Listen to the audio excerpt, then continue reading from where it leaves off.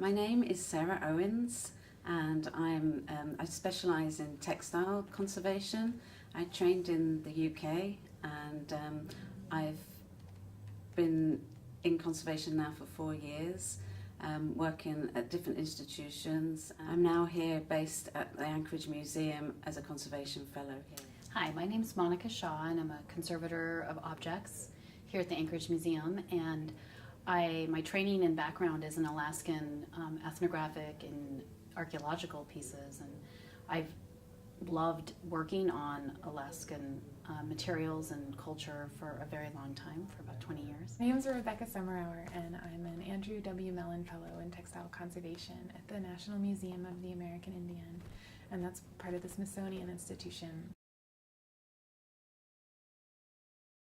The Conservators' role is that we care for the objects within the museum's collection, either in storage or the ones that are on exhibit that you'll see when you come to visit the museum.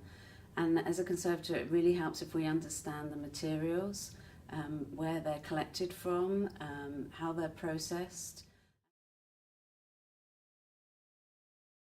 The most important thing that I found about being part of this artist residency for me has been working with Nancy Funicello, the conservator and Quillwork artist, and Emma and Shirley, and seeing their work and hearing the information that they've shared, the ideas and discoveries that have happened this past week have been incredible, and then also for me to actually attempt to do these techniques.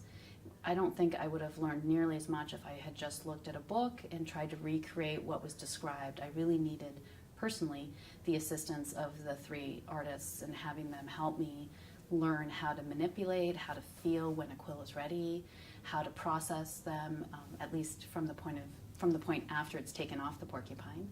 All these things have been really invaluable, and I think will help me a lot in my treatment work in the future. Well, this has been a wonderful artist residency. I was actually a participant in the last one, which was about fish skin sewing, but they both were. This one has been for 5 days, Monday to Friday, and it's really meant that we've been able to spend a lot of time with the artists, really getting to understand the material of the porcupine quill, understanding the dyeing process, so we've managed to colour some of the quills, and then also the different techniques that have been used that we see on the older pieces in the collections, but also that are being still used nowadays on contemporary pieces.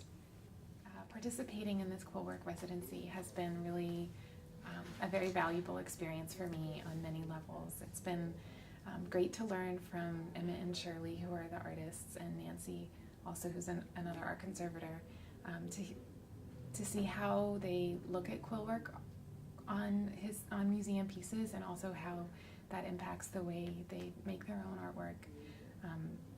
It's been interesting to see how they might value museum collections, and to remember why, that's a big part of why we maintain museum collections and keep them accessible to artists.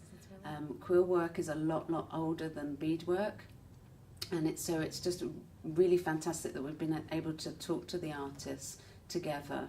And I've particularly enjoyed seeing how the artists have learnt from each other. That's very much the point of these residencies.